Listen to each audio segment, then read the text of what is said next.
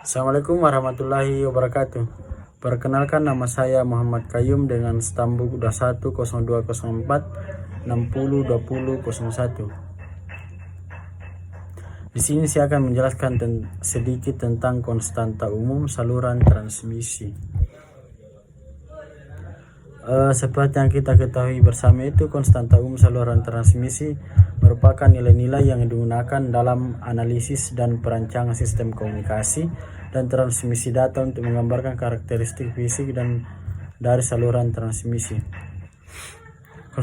Konstanta ini memberikan informasi tentang bagaimana sinyal akan berperilaku saat transmisi melalui saluran tersebut. Kemudian redaman. Redaman adalah pengurangan amplitude sinyal saat melewati saluran transmisi. Ini biasanya disebabkan oleh hambatan listrik dan kerugian energi.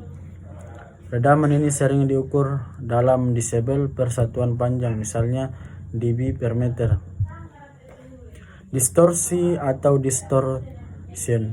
Distorsi merupakan bentuk gelombang sinyal yang dikirimkan akibat respons frekuensi yang tidak rata dari saluran transmisi.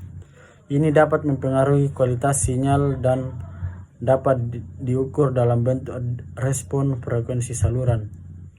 Kemudian delay spread. Ini mengacu pada perbedaan waktu dalam tibanya komponen frekuensi yang berbeda dari sinyal di penerima. Delay spread dapat mengakibatkan dispersi sinyal yang mengganggu transmisi yang akurat dan dapat diukur dalam satuan waktu. Kemudian noise atau kebisingan. Kebisingan adalah gangguan acak yang ada dalam saluran transmisi dan dapat disebabkan oleh berbagai faktor seperti interferensi elektromagnetik, sumber kebisingan eksternal, dan sumber kebisingan internal dalam peralatan komunikasi. Kemudian selanjutnya itu lebar pita atau bandwidth adalah kisaran frekuensi yang dapat dilewati oleh saluran transmisi. Lebar pita saluran akan membatasi jumlah informasi yang dapat ditransmisikan melalui saluran tersebut. Kapasitas saluran adalah jumlah maksimum informasi yang dapat ditransmisikan melalui saluran dalam satuan waktu tertentu. Kapasitas saluran dapat dihitung berdasarkan teori informasi dan hukum Shannon. Kemudian selanjutnya itu feeding adalah fenomena fluktuasi cepat amplitude sinyal pada saluran transmisi yang dapat disebabkan oleh perubahan kondisi saluran seperti multipath dan propagation. Konstanta ini penting dalam perancangan sistem komunikasi dan mempengaruhi bagaimana sinyal dikodekan, modulasi, dan dideskripsi untuk mencapai komunikasi yang andal melalui saluran transmisi yang berbeda-beda. Analisis karakteristik saluran transmisi dan memahami konstanta ini adalah bagian penting dalam teknik komunikasi dan telekomunikasi. Konstanta umum saluran transmisi yang pertama itu rangkaian kutub 4. Transmisi dari listrik sering dinyatakan dalam konstanta saluran transmisi ke dalam konstanta umum saluran, misalnya untuk keperluan diagram lingkaran, perencanaan saluran transmisi, dan lain-lain. Suatu rangkaian listrik yang pasif, linear, dan bilateral selalu dapat dipresentasikan sebagai kutub 4. Pertama itu pasif berarti tidak ada sumber. Kedua, linear berarti impedansinya tidak tergantung dari besarnya arus. Dan yang terakhir, bilateral berarti impedansi sama dilihat dari kedua pihak atau tidak tergantung dari arah satu. Jika saluran transmisi memenuhi ketiga syarat di atas, maka saluran transmisi dan transformator dapat dipresentasikan sebagai kutub 4. Dalam gambar ABCD adalah konstanta umum dari rangkaian itu. Relasi tegangan dan arus untuk suatu kutub 4 saluran transmisi adalah Fs sama dengan A kali Fr dan B kali R, atau Fr sama dengan D kali Fs dan B kurang B kali S. 2. Penentuan konstanta AB, C, dan D. Konstanta A, B, C, dan D dapat dihitung secara langsung dengan reduksi jaringan. Sebagai contoh, ketika IR sama dengan 0 diperoleh A sama dengan Fs bagi Fr dan C sama dengan Is dan Fr. Konstanta A adalah rasio tegangan ujung kirim dan tegangan ujung terima, sedangkan konstanta C adalah rasio arus ujung kirim terhadap arus ujung terima. Ketika ujung terima hubungan terbuka, ketika Fr sama dengan 0 diperoleh B sama dengan Fs bagi R dan D sama dengan Is bagi R. Konstanta B adalah rasio tegangan ujung kirim terhadap arus ujung terima. Ketika ujung terima terhubung singkat, sedangkan konstanta D adalah rasio ujung kirim dan arus ujung terima ketika ujung terima terhubung singkat. Kemudian yang ketiga itu konstanta ABCD dari transformator.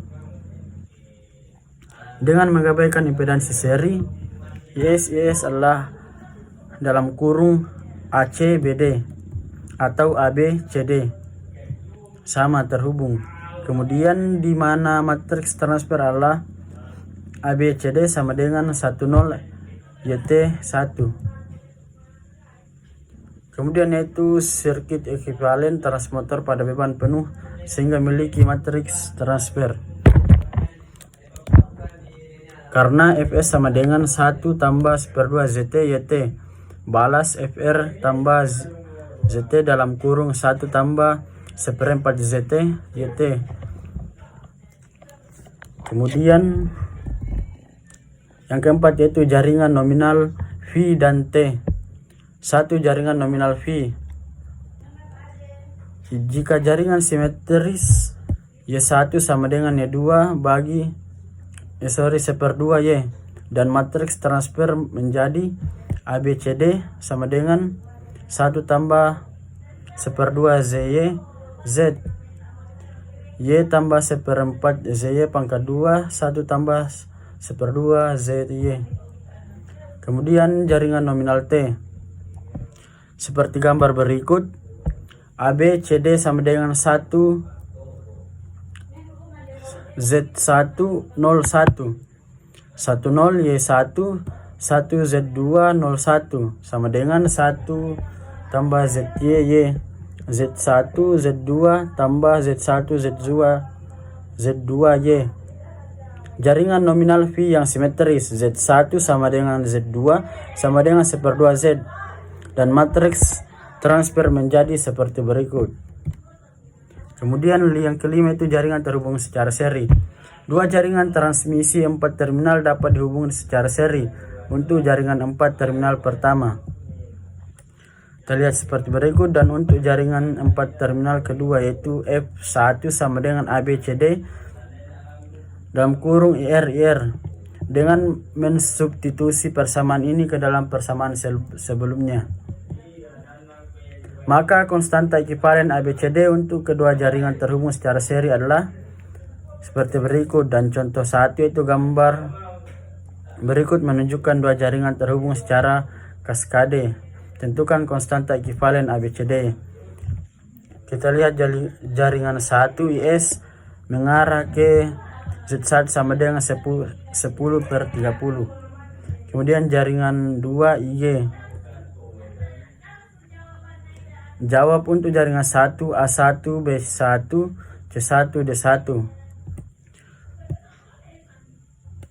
Kemudian yang keenam yaitu jaringan terhubung secara paralel. Seperti gambar berikut, maka dapat dijabarkan dengan IS sama dengan I11 dan IS2. IR sama dengan IR1 tambah IR2. Fs sama dengan Fs1 sama dengan Fs2. Fr sama dengan Fr1 sama dengan Fr2, dan seterusnya. Kemudian selanjutnya itu F1 sama dengan A1 Fr1 tambah B1 IR1.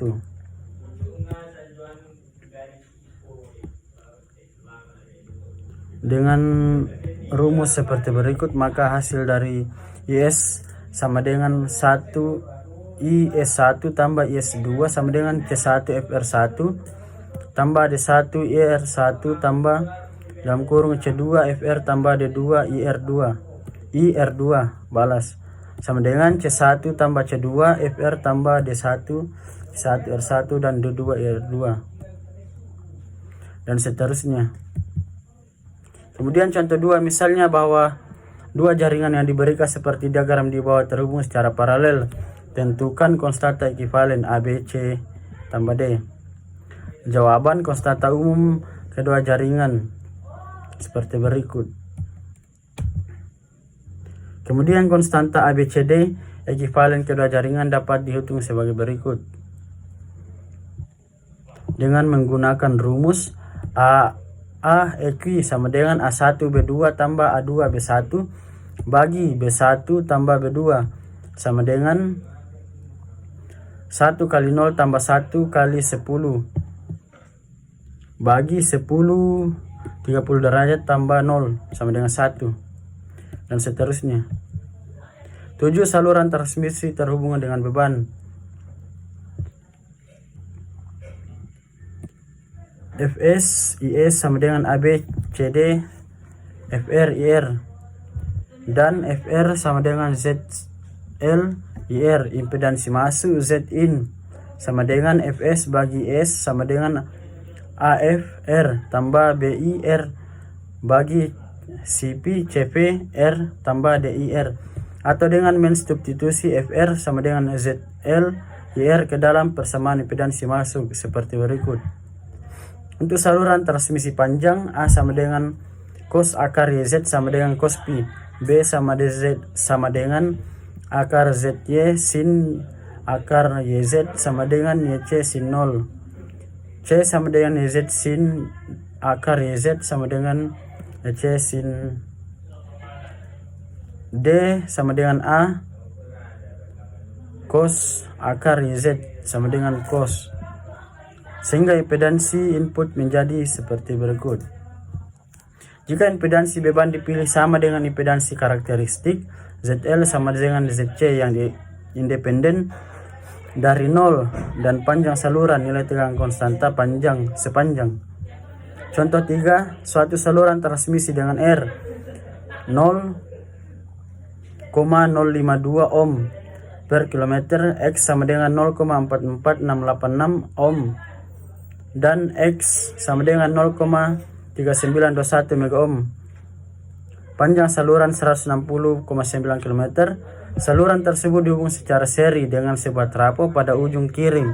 Trafo itu dipresentasikan sebagai rangkaian T dengan parameter seperti berikut. Tentukan konstanta ABCD dari kedua rangkaian ini. Jawab impedansi dan reaktansi kapasitas saluran seperti berikut.